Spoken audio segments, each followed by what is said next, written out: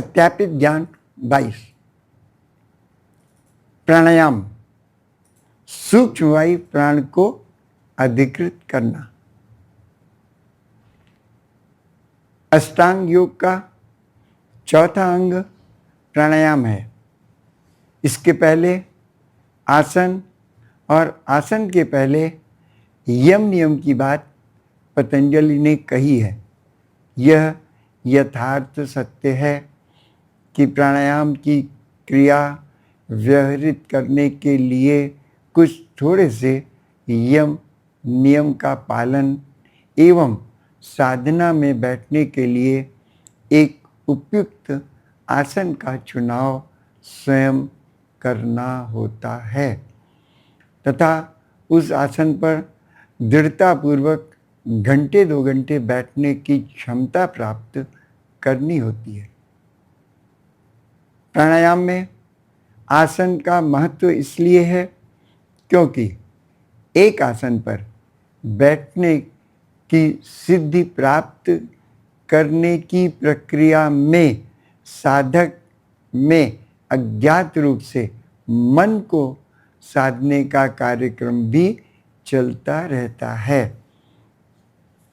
प्राणायाम की क्रिया का ध्येय धीरे धीरे विचारों पर नियंत्रण प्राप्त कर मन पर अधिकार प्राप्त करना होता है।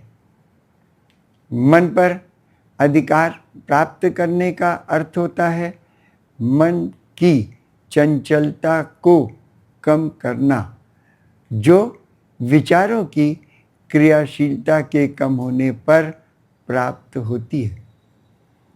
इसीलिए पतंजलि ने योग को चित्त वृत्ति निरोध के साथ जोड़ा है।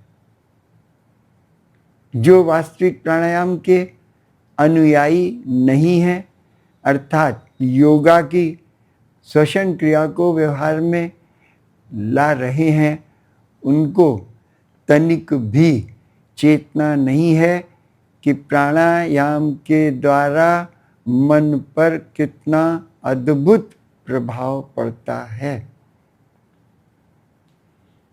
हम पहले कह आए हैं कि प्राणायाम की क्रिया प्राण पर अधिकार प्राप्त करने के ध्येय से की जाती है।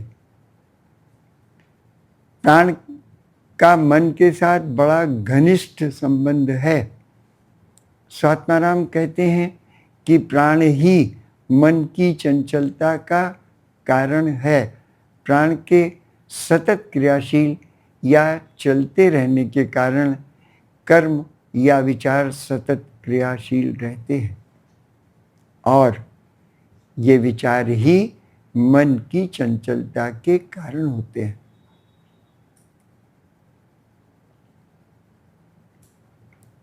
चले वाते चलम चित्तम निश्चले निश्चलम भवेत्। वात या प्राण के चलने से चित्त चलायमान होता है और प्राण के निश्चल होने से चित्त भी निश्चल हो जाता है, ऐसा स्वात्माराम का कथन है। प्राणायाम के संबंध में स्वात्माराम पुनः कहते हैं, युक्तम युक्तम त्यजेद वायुम, युक्तम युक्तम च पूरयेत्, युक्तम युक्तम च बध्नीयात् एवं सिद्धिम अवाप्नुयात्। हठ प्रदीपिका 2.18। इस श्लोक में स्पष्ट रूप से स्वात्माराम कहते हैं कि प्राणायाम की क्रिया में रेचक, पूरक और कुंभक की क्रिया युक्त अर्थात गुरुमुख से प्राप्त आदेशानुसार करनी चाहिए, तब ही प्राण बांधा जा सकेगा और तब ही सिद्धि की प्राप्ति होगी। स्वात्माराम ने तो यहाँ तक कह दिया है कि अयुक्त अभ्यास योगेन सर्वरोग समुद्भवः। यदि प्राणायाम का अभ्यास अयुक्त होगा तो यह अनेक रोगों की उत्पत्ति का कारण होगा। पुनः श्लोक 2.15 में उनका कथन है, यथा सिंहो गजो व्याघ्रो भवेद्वश्यः शनैः शनैः तथैव सेवितो वायु अन्यथा हन्ति साधिकम्।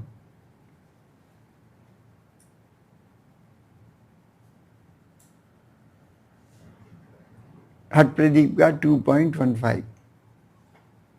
जिस प्रकार सिंह, हाथी और बाघ को धीरे धीरे वश में किया जाता है, वैसे ही प्राणवायु को धीरे धीरे लंबी साधना द्वारा वश में करने का मन बनना चाहिए। प्राणवायु को वश में करने के लिए कभी भी उत्सुक नहीं होना चाहिए, अपितु साधना द्वारा प्राण के वश में होने की प्रतीक्षा करनी चाहिए। वास्तविक प्राणायाम की क्रिया द्वारा समस्त कर्मों का निर्मूल होना स्वात्माराम ने श्लोक 4.12 में कहा है। सुषुम्ना वाहिनी प्राणे शून्य विशति मानसे तदा सर्वाणि कर्माणि निर्मूलयति योगवित्।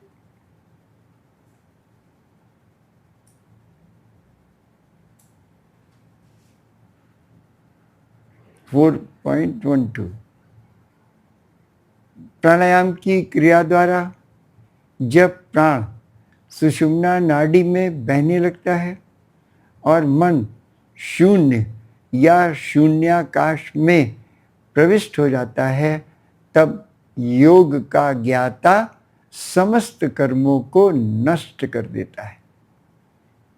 योग में कर्म के नाश से चित्त की वृत्तियों अथवा विचारों का नाश समझना चाहिए।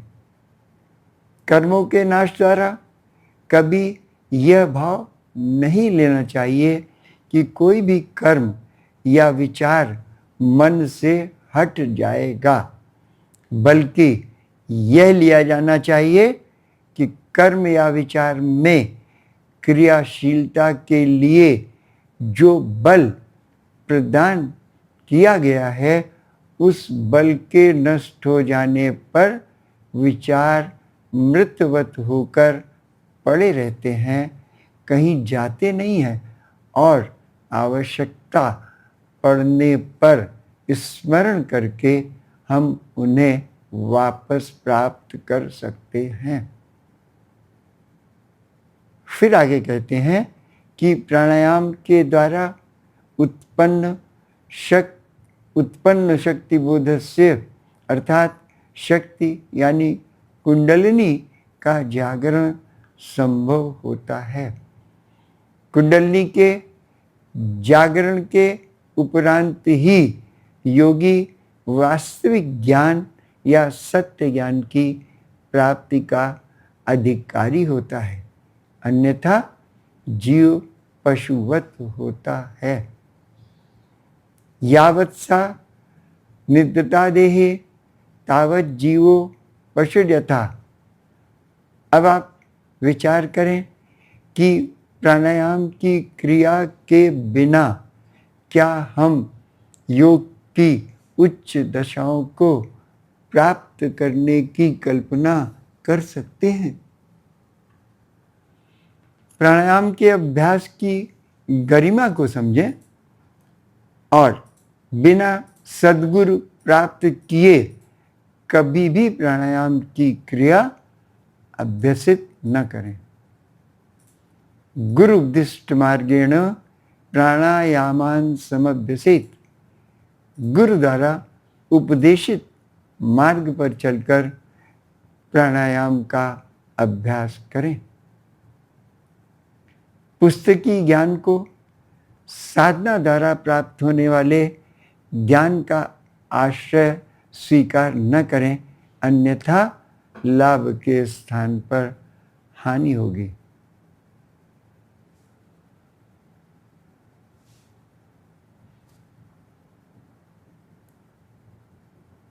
प्राणायाम क्रिया योग का प्रथम चरण है। योग के अंत प्राप्ति का तक इसका वर्ण है। नाड़ी शोधन इसका चमत्कृत करण है। समस्त योग की धारा इसी की शरण है। गुरुजी, कर्म निर्मूल होने से क्या भाव है? विस्मयकारी है। अनेकानेक कर्मों के निर्मूल होने से शांत एवं अक्रिय मन की अवस्था का प्राप्त होना। प्रत्येक विचार सजीव होते हैं, बलवान होते हैं।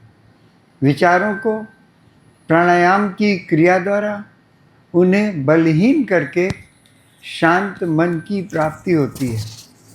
विचारों के सतत चलने की प्रक्रिया का रुक जाना, शिथिल हो जाना एवं उनमें अपनी ओर आकृष्ट करने की क्षमता का ह्रास होना ही कर्म निर्मूल होने का साक्ष्य है। कोई भी कर्म तब तक नष्ट नहीं होता है जब तक उसको भोग न लिया जाए। कर्म की छाप मन पर अमिट है और इसलिए आप इन्हें रिकॉल कर सकते हैं।